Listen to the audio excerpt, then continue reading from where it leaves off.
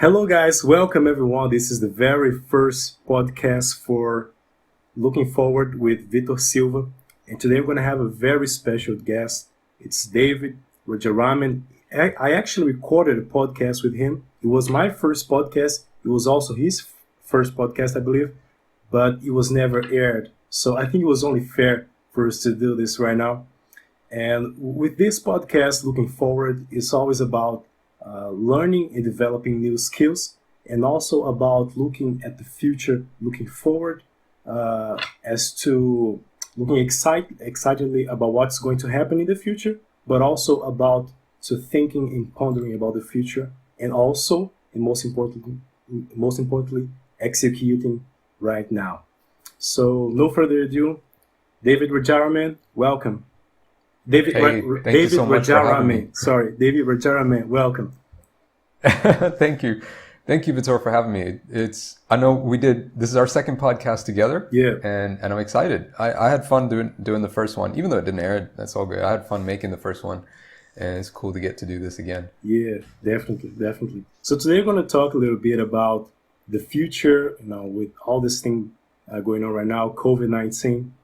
And the truth is that it's going to affect the whole world. And we're going to talk a little bit about David Rajaraman and his perspectives for the future and how he thinks the world is going to change. So let's start off with jobs. How do you feel about jobs during and after COVID-19? There's no doubt that there's going to be huge levels of unemployment. It's already happening. A lot of businesses are closing down just because they just don't have the cash flow to stay alive. Yeah. And then of course they can't afford to keep as much of their staff on, so they're letting people go.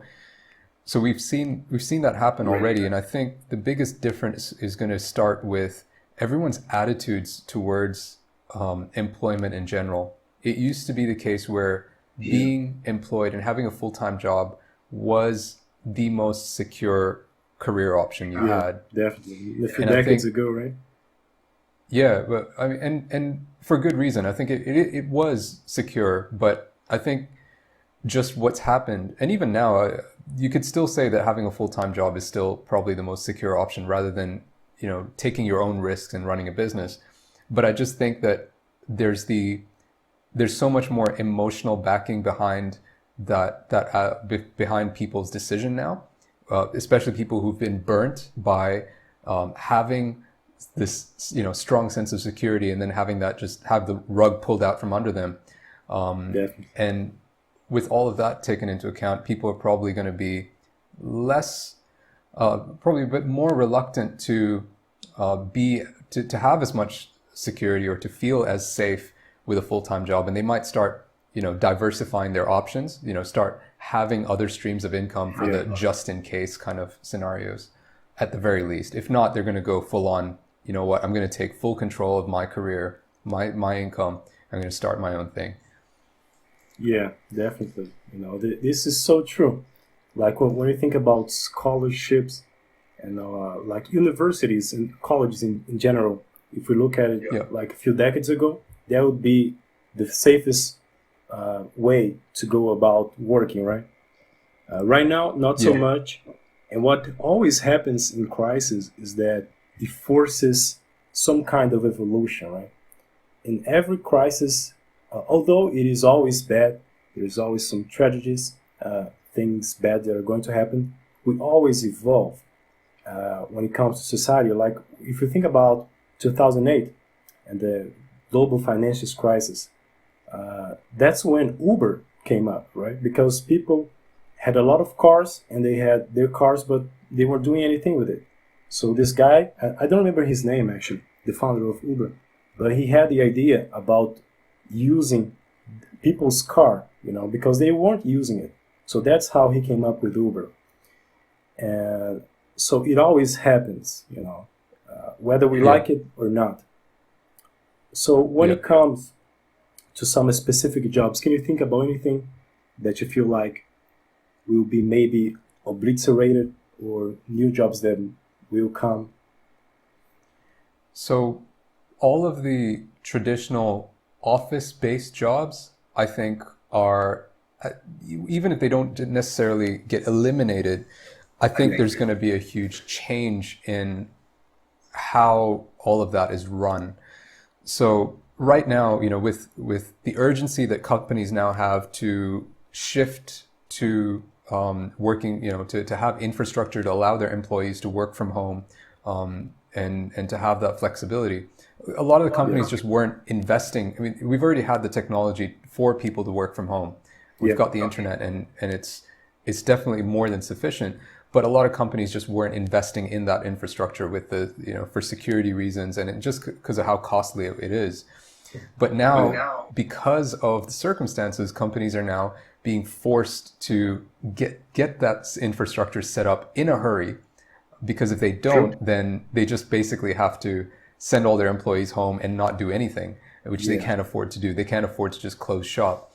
So what we're going to see is like the online services type businesses are going to, I think, see a surge in their sales, and they're going to be growing extremely rapidly. Companies like Cisco, Amazon, because Amazon are going hard on their cloud services. Yeah. There's Azure, which is owned by Microsoft, and these are all like cloud services. These are all companies focusing on cloud services and data services. These guys are going to be getting like a huge growth in their business. Yeah, definitely. And at the same time, for their customers, their clients, companies that are using their services, they're going to realize that it's actually far more efficient, cost effective to allow people to work from home. Exactly. If all you're doing is gathering people into a building so that they can sit at a desk in front of a computer for 8, 9, 12, to up to 12 hours a day. Yeah. Why do you even need that building if they can do exactly that from home?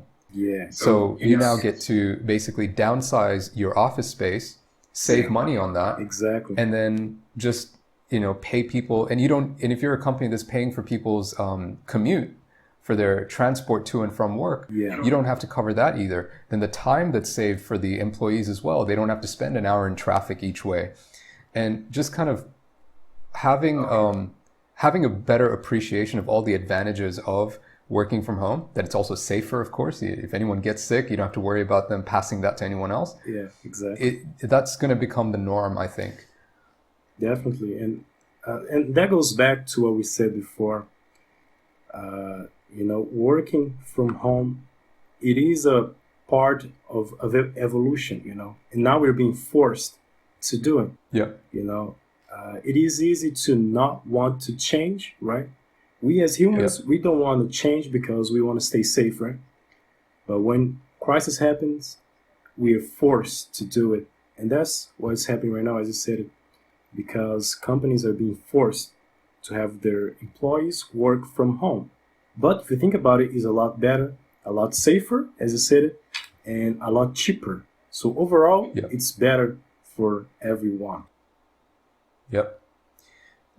Yeah. And in fact, I think on the employee's end, I can imagine somebody who's, let's say, an engineer who has the flexibility to work from home, and they're not going to have as strong of a sense of being supervised while they're working.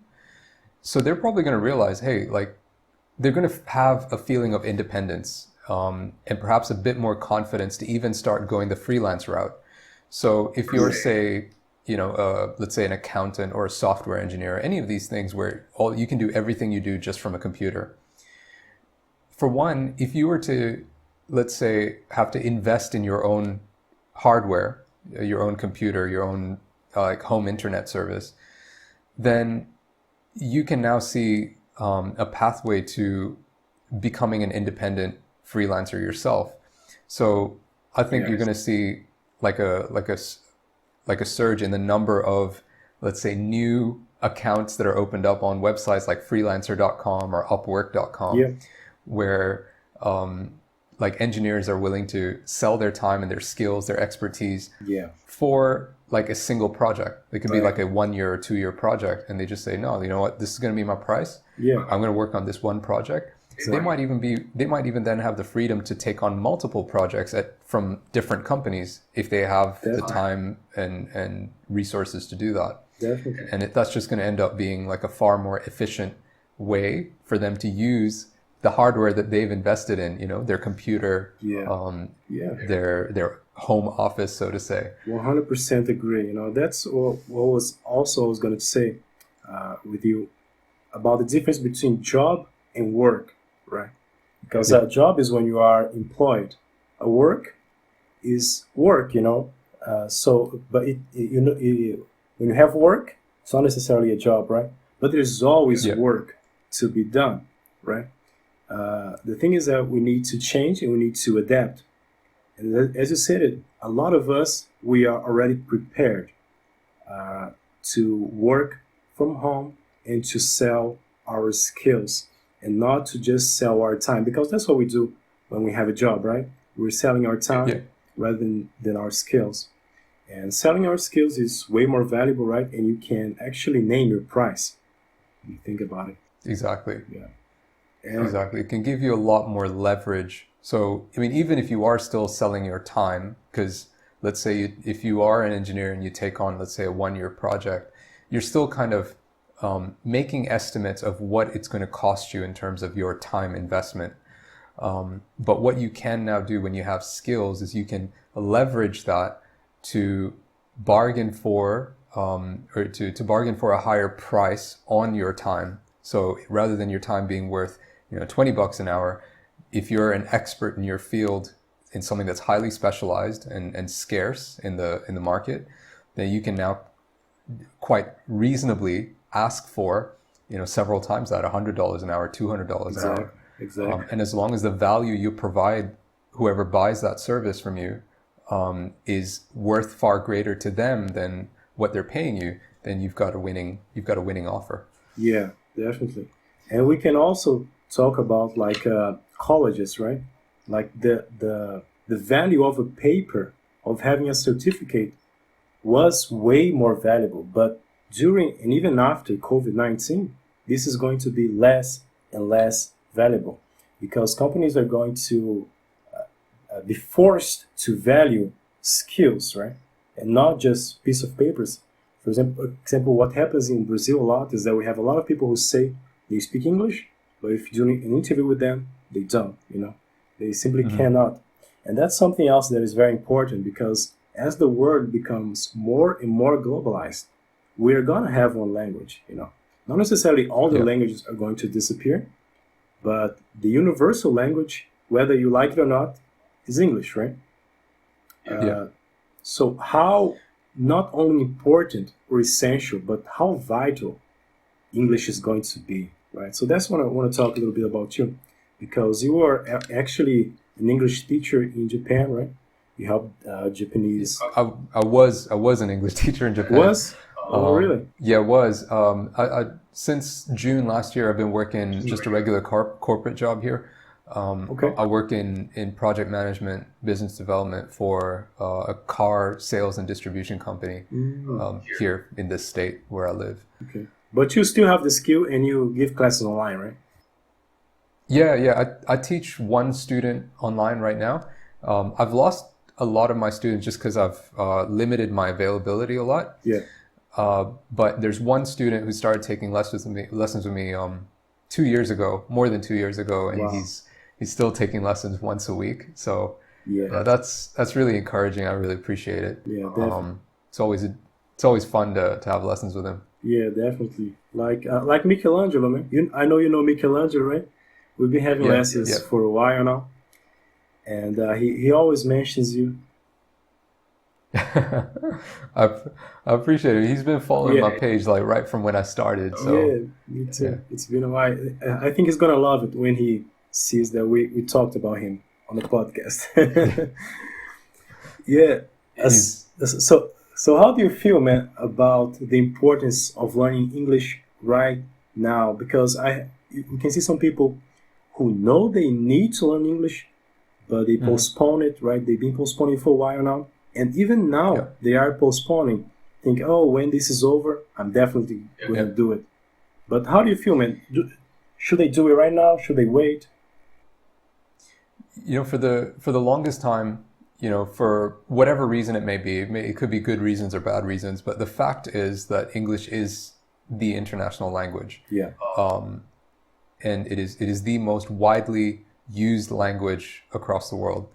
Not necessarily in the number of people who speak it, but in terms of the number of places where you can use it to communicate with people. Yeah. So, and even if we say that Chinese is, let's say, the number one most spoken language in terms of number of people, there's still going to be a lot of Chinese speakers who speak English as well. Exactly. Or who can communicate in English. So exactly. It's, how do I put it? If we kind of take a couple of steps back and we think about what you mentioned earlier about university. Yeah. So English has kind of a similar character in that it's a skill and it's something that you can learn, and there are ways to get certified in that, to show that you have learned this information. Yeah. And I think regular university or tertiary education follows that same pattern, in that it used to be the case where in order for you to gain information or learn a skill, you'd have to go to a particular institution where that information is taught. Yeah. And then you acquire it and they give you some sort of certificate just to say this is evidence that you have acquired this information from us. Yeah. That used to be the case because that's how exclusive information was, how exclusive access to information was. That's just not the case anymore. True. We live in our current day and age. You can learn anything you want for free on the internet. There's just that much of an abundance of information out there. Yeah. And you don't need to go to university or to get a certificate to learn something. And big companies like Google, Apple, and Microsoft, these companies are realizing this. Tesla as well, they're realizing this. They understand that you can learn skills that are necessary for the job without getting a certificate from university, without attending university. Yeah, exactly. Especially by doing it, right? Because when you do it, you learn way more than when you're just in theory. Yeah, right. Like even if you go for a job interview, the degree, the certificate only gets your foot in the door. Beyond that, what they want to know is they want to see what you've accomplished. Yeah. Even if it's your first job, they want to know what you were like in your part-time jobs that you were doing while you were a student. They want to know what sort of projects you worked on during your internship. They want to know what kind of projects you did during your study. What was your final year project like? Exactly. Can you communicate with other people? Can you work with other people, right? There are so many skills. They are way beyond a piece of paper. Exactly. So even when you apply that to English or languages, it's going to be so much more important to demonstrate that you can use the language or that you have the skill rather than to just have a piece of paper that says you can do it. Right? That said, though, we don't really have how do I put it, like a university degree for English. We have tests. And you don't need to take a course before doing the test. You can just go and take the test, and the test score is supposed to be some sort of a measure of your proficiency. And I do think that if anyone manages to get a good score on a test, they definitely need to have a high level of proficiency in the language. But that doesn't always happen. I think there's two sides to it. I mean, my perspectives on tests has changed a little bit over the last couple of years. Yeah. Because I used to think that tests were not an accurate measure of a person's proficiency. Right. But I've kind of refined that a little bit. I think there are two skills that you need to have in order to perform well on an English test or a language test. The first is, of course, you need to have the language down pat. If your language proficiency isn't good enough, it doesn't matter how good your test-taking strategies and techniques are. You're not going to be able to get a high score on the test. Yeah. So you definitely need to have the language, but that alone isn't going to get you a high score either. You need to also have the time management skills, the test taking strategies and techniques as well. So I think when I see somebody who has, let's say, a high IELTS score, what I know about that person, or the assumption that I'm going to make, is that their English is good and they've spent time working on their test taking skills and strategies as well. So they've got these two skills. But on the flip side, when you see somebody who has a low score on an English test, I don't automatically assume that their English is bad, because one possible explanation for that is that they have good English, but they just weren't prepared for the test, or that they don't have the test-taking skills or techniques to perform well. I also always talk with my students about learning grammar consciously and learning unconsciously. When you think about a child, like an English, a person who's born in the UK, the person learns grammar unconsciously, and then when she goes to school, he or she goes to school, they're going to learn consciously, but they already know it unconsciously. So that's very important as well, because you may have some people who are able to communicate in the language, but they simply cannot explain why you need to say, I speak English and not speak I English, or they cannot take those words and categorize them and explain to you. But they can speak, and they know the correct way to say it, So it's way more important to learn unconsciously. Yeah, like the subconscious way of using language or correct grammar, I think, is an aspect of fluency. If what you're doing is translating everything in your head, that's going to limit you.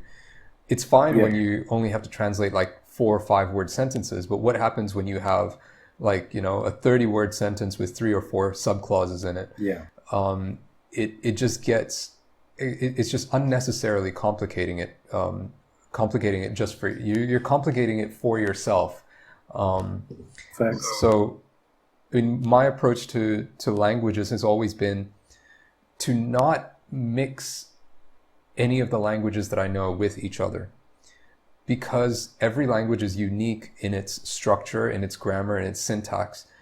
And by simply assuming that another language is going to work the same as as some other language that I know, it's going to cause confusion. So for example, if I'm an English speaker and I'm used to using the expression to take a walk, that directly translated into a lot of other languages is going to make no sense whatsoever. Yeah. Because a walk isn't something that you can hold with your hands and pick up and carry with you. Pegar uma caminhada. It doesn't make any sense. It makes no sense whatsoever. No sense. And likewise, if I was let's say a learner of English, and I see that expression for the first time, if I'm only thinking in terms of my own language, which is, take means to like hold something in your hands, and a walk is like the action of walking. Okay, so how do you like hold a walk in your hands? Is probably where I'm going to get stuck. Right. And instead, I need to, as a learner of English, I would have to kind of just I'd have to accept that the character of English is such that you can say to take a walk. You can use the word take in such a context and for it to actually make perfect sense. Yeah, exactly. That's just the way that this word can be applied. Yeah. And that sort of use of the language would be subconscious. It's not something that you can translate word for word. Exactly. When it comes to learning a new language, you need to accept it. As you said, it's a different language. Even when it seems like in Brazil we speak Portuguese, and then we have Spanish in South America, right? Pretty much every other country in South America speaks Spanish. And it is similar, it is similar in a lot of ways. But when you're trying to actually learn and speak it, it is way different, Mm-hmm. And like when it comes to English, even when you can compare it, you need to accept that it's a different language. People are going to express themselves differently. And sometimes you just create yourselves like a new expression, like with your friends. Sometimes you have an expression that you and your friends know. Nobody else. That happens. And now, so you need to accept it. Understand it, and then just say it. Over time you're going to understand it, but do not try to translate it as you said it. Yeah. Yep. So English is definitely going to be way more vital in the coming months and years.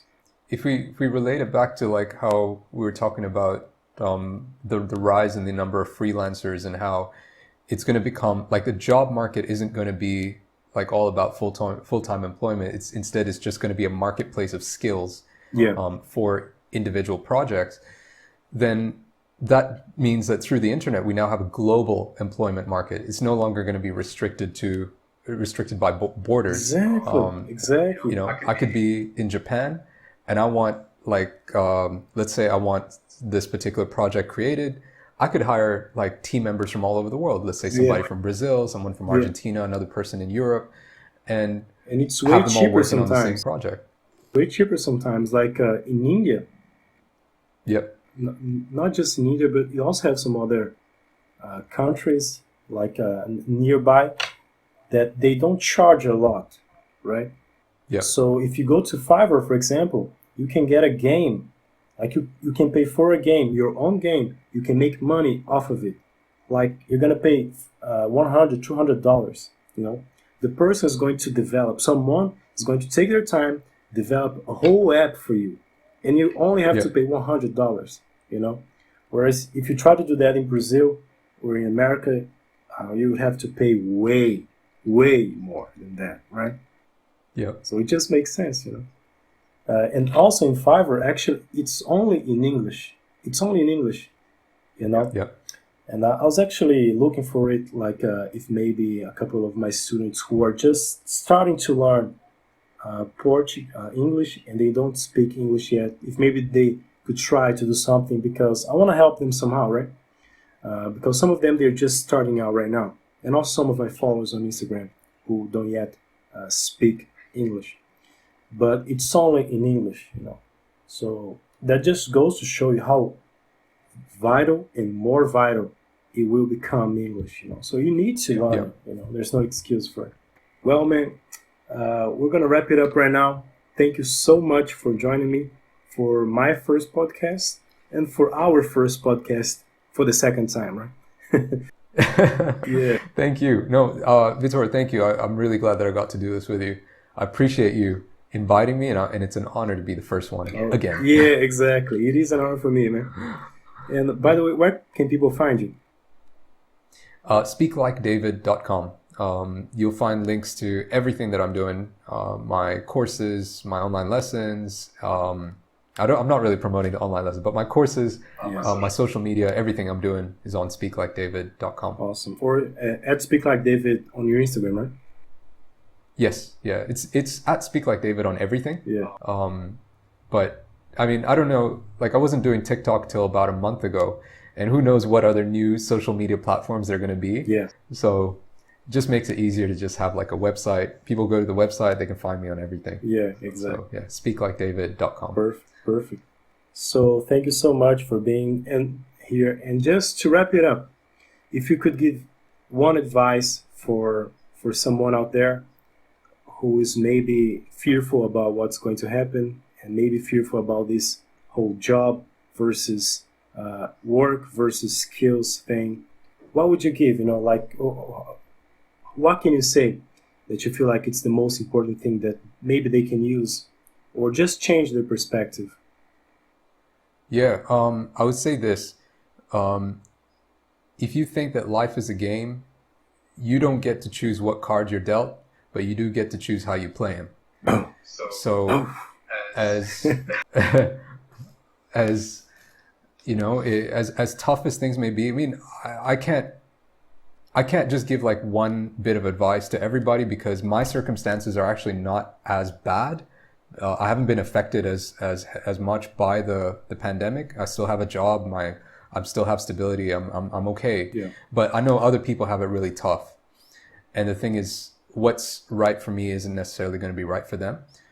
There are a lot of things that are out of our control. The people who've lost jobs and stuff, it wasn't your fault. you didn't have control over the pandemic. You didn't have control over what your employer did. But there are things that you can control. You do have a set of cards that you've been dealt. They may not be the best, but you can still do the best with what cards you have been dealt. So I would say to everybody, no matter what the situation or problem is, it could be completely unrelated to the pandemic. Yeah. Look at what options you have to solve the problem that you're in and eliminate the options based on the criteria, the goals that you have. So if right now you're without a job and all you're doing is just freaking out and crying about it, that's not going to solve anything. Yeah. Instead, look at what you can do. There may be something that you want to do, but that may be impossible. And don't fret, don't stress out over just pursuing that. You're wasting your time. Instead, look at what options you do have in front of you and take action on the best one that based on what's in front of you. Bam. That's it. Can't say no more. Can't say no more, man. Yeah. You know, do not play the victim card. That's it, man. I love your advice. Thank you so much, David. Thank you so much, guys. And let's keep looking forward.